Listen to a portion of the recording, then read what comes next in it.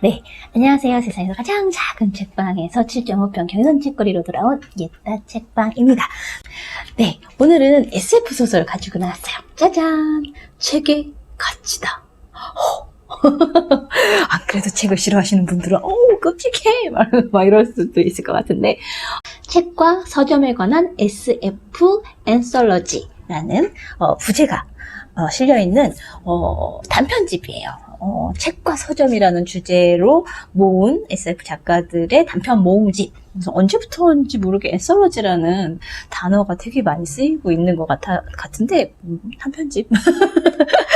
예, 8작가, 전선난, 전혜진, 이지연, 이경희, 오승연, 송경아, 문옥주, 김성일, 이렇게 8명의 작가들이 책이나 서점, 거기에는 지금의 책이나 서점뿐만이 아니라 시공간을 이렇게 넘나들면서 책과 서점에 관한 상상력을 더해서 만들어 놓은 단편 이야기거리들이 아주 풍성한 책인데요. 참 재밌었어요. 그 작가마다 꽂혀있는 어떤 자신의 어떤 책, 서점이라고 했을 때 이제 자기한테 어떤 이렇게 영감을 준 어떤 뭐 인생책이 될 수도 있고 막 여러 가지 자기한테 자극을 줬던 어떤 작품들일 수도 있고 그런 것들이 하나하나씩 이렇게 작품마다 이렇게 들어가 있는데 그런 것들을 살펴보는 그런 재미도 있고 특히 12월 길모퉁이 서점을 쓴 송경아 작가의 작품하고 전혜진 작가의 모든 무지개를 넘어서를 특히 좋게 읽었고 그리고 마지막에 천선만 작가의 두세 개도 그럴 수 있겠는데 막 이런 생각들 좀 많이 들었었고요. 약간 역사 SF물 같은 그런 느낌을 준 문옥주 작가님의 금서의 계승자도 되게 이런 방법들도 있겠구나. 이 SF의 한국적 현대 사극 같은 그런 느낌의 금서의 계승자라는 작품도 좀 되게 매력적이었었어요. 책의 내용들은 책을 둘러싼 이야기들이에요. 하나하나 이야기를 하기는 되게 애매한데 어떤 건 정말 막 되게 어디서 본 듯한 이야기들이 막 펼쳐지기도 하고 난생 처음 보는 이야기들이 나오기도 하고 이게 SF랑 책과 관련된 책이나 서점과 관련된 SF 무슨 상관이지 싶은 그런 작품들도 나오고 그러고 어떤 서사나 이런 이야기의 흐름들이 익숙한 것도 있고 낯선 것들도 있고 되게 이런데 이 8작가들이 그려내는 이 세계를 보는 그 재미가 되게 쏠쏠하고 또 하나는 이제 그 작품 하나하나 들어갈 때마다 책 제목이 있고 이제 이 작가에 대한 이제 짤막한 작가 소개가 있고 책을 나오면서 이 작품 작가의 한마디 이 작품에 관계된 것일 수도 있고 아닌 것일 수도 있고 평소의 생각일 수도 있고 막 이럴 것 같은데 그거를 보는 또 재미가 쏠쏠했어요. 저는 이렇게 너무 재밌게 읽지는 못한 붉은 구두를 기다리며 라는 김성일 작가의 작품 같은 경우에는 여기 이제 푸른 소와 붉은 구두라는 캐릭터 이름이에요. 주인공도 이름인데, 이 붉은 구두가 떠나는 모험 이야기가 더 궁금한데, 이 이야기는 쏙 별로 자세히 안 해주시고, 푸른 소 얘기만 자꾸 하셔가지고, 얘 궁금한 얘기를 안 해주시네, 막 이런 생각을 하면서, 그냥, 이렇게 넘어갔고, 어떤 것들은 되게 설정이나, 이제 뭐 캐릭터들의 이렇게 이름 하나하나를 붙이는 거에도 막 정말 디테일하게 신경을 쓰셨구나라는 생각이 드는 게 있는가 하면, 어떤 건 정말 속도감 있게 그런 이야기, 사건의 전개, 막 이런 것들, 그리고 한 번에 팍 꽂히게 하는 어떤, 어떤 에너지의 힘, 감정선을 이렇게 탁, 이렇게 폭발시키는 그 힘, 이런 것들이 작가마다 다 제각각의 어떤 그 힘들이 있어가지고, 저는 송경아 작가님과 전혜진 작가님의 작품이 특히 좋았지만, 나머지 작품이라고 해서 결코 그냥 슬쩍 넘어갈 수는 없는 그런 작품인 것 같아요. 한 번씩들 좀 보시고요. 어떻게 소개를 해드릴까요? 작가들의 이 책을 뒷표지에도 뒤에 실려 있긴 한데 한국 SF의 부흥을 이끌고 있는 작가들을 한 권으로 만난다.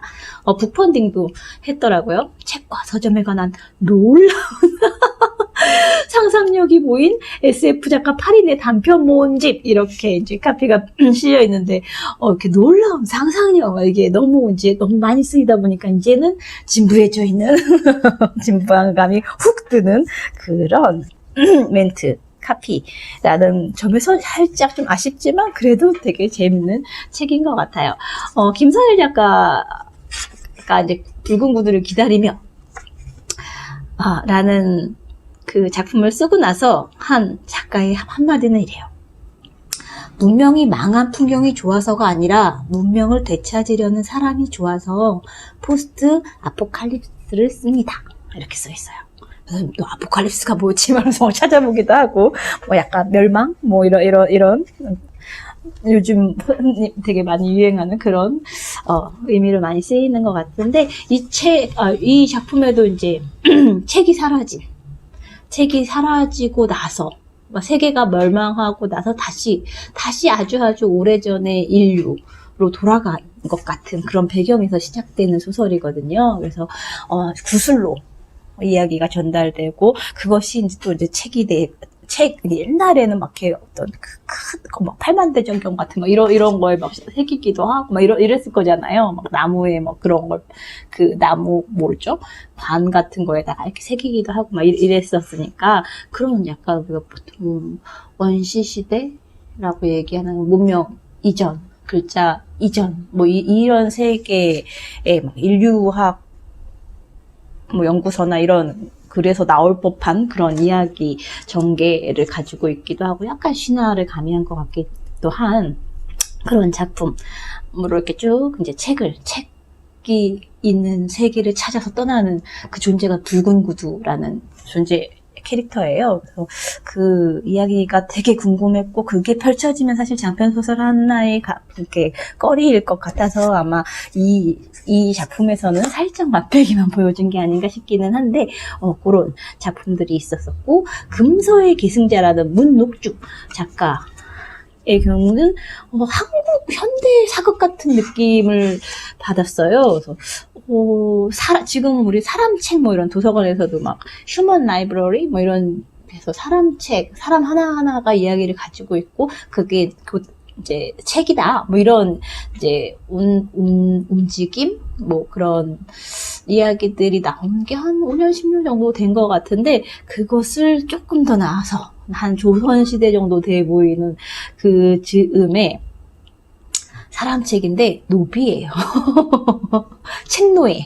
그래서 사람한테 학습을 시키는 거죠. 엄청 좀 이렇게 똑똑해야 되겠죠. 기본적으로 암기력이나 이런 것들이 있어야 되니까. 그래서 어떤 전공서적 하나를 확 다 꿰일 수 있을 만한 머리를 갖고 있는 이제 애한테 막 그걸 학습시켜서 이제 그 사람 책을 매매하기도 하고 정말 도구화 시켜가지고 막 매매하고 막 이런 설정을 갖고 있는데 이런 상상력 그리고 이게 한국적인 그러니까 역사극하고 이렇게 맞물려지면서 배경이 되게 또 특이하더라고요. 그래서 작가의 한마디는 이래요. 세계에 모순이 존재하는 이상 어떤 책들은 누군가를 움켜쥐고 도통 놓지 않는다. 보통 사람이 이렇게 하는데 책이 그 사람을 딱 접고서 약간 기괴하기도 하죠. 사람이 사람에게 끌리는 것만큼이나 강력한 힘이라고 생각해서 이 글을 썼다 라고 되어 있어요. 금서의 계승자.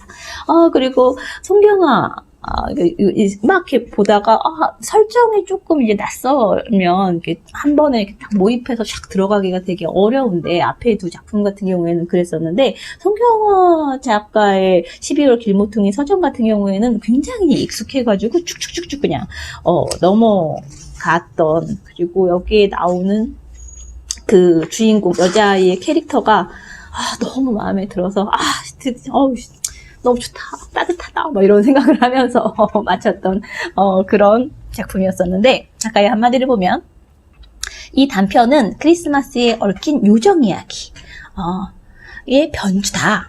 갈 곳 없는 아이에게 힘과 용기를 주고 소원을 들어주는 존재가 꼭 요정 대모일 필요는 없을 테다.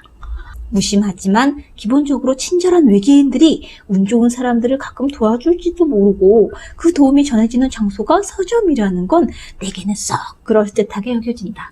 그래서 이 책 보면서 얘따도 이런 서점이면 참 좋겠다. 그럼 내가 이제 외계인이 되는 건가? 막 이런 생각이 들긴 했지만 그런 생각들도 들었었고요. 뭐 쭉쭉쭉쭉 읽어 나가다 보면 참 재밌는 이야기들이 많이 나오는데 네.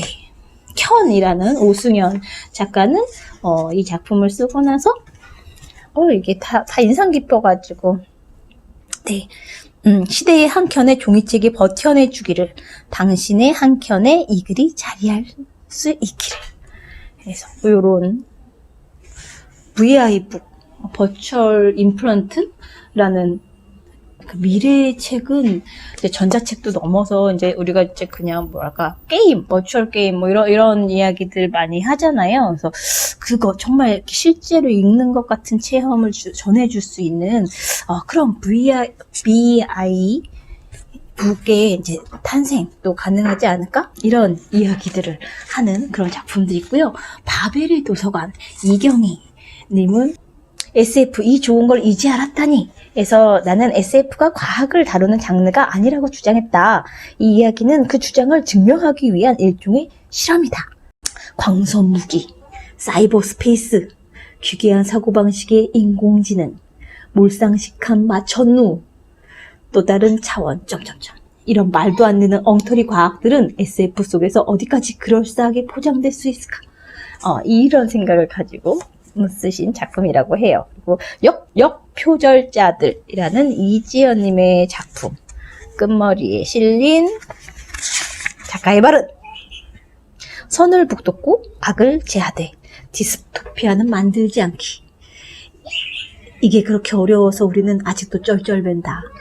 잘하면 될 수 있을 것도 같은데 말이다. 저도 이거 읽으면서, 이런 멘트 너무 좋았어요. 그러게, 저도 이제 막, 이렇게, 뭐랄까, 비극?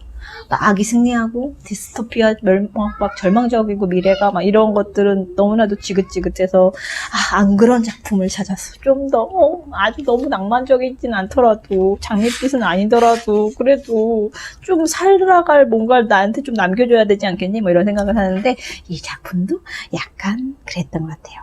그리고 모든 무지개를 넘어서 라는 전혜진님의 작품에 대해서도 되게 평이 되게 좋았었는데 작가님은 이런 이야기를 했어요. 나의 단편 바이센테니얼 비블리오필 윤현의 어린 시절 이야기자 인천 배다리 헌책방에 대한 그리움을 담은 이야기다.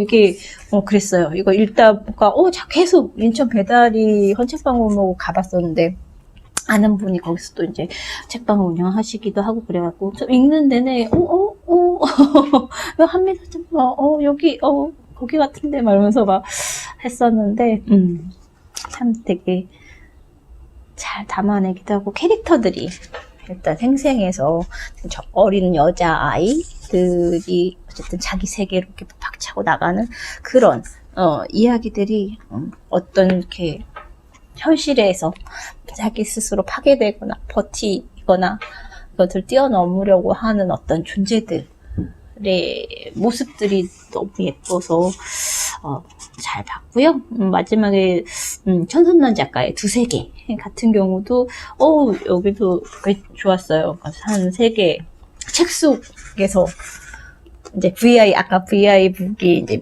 미래 이제 전자책을 다음 세대에 나올 책이라는 어떤 설정 속에서 이제 벌어지는 일인데, 그래서 이제 VI북 속에 있었던 그 인공지능의 그 캐릭터 주인공이 세계 밖으로 나와요. 이렇게 얘기하면 뭐가 좀 이상한데 아무튼 이것도 되게 흥미진진했어요. 천선란 작가는 이렇게 썼네요. 완벽하다 믿었던 세계가 사실 허점과 불균형 덩어리라는 걸 알았을 때 나는 그 밖의 세계를 상상하기 시작했고 그렇게 이 소설을 쓰게 됐다.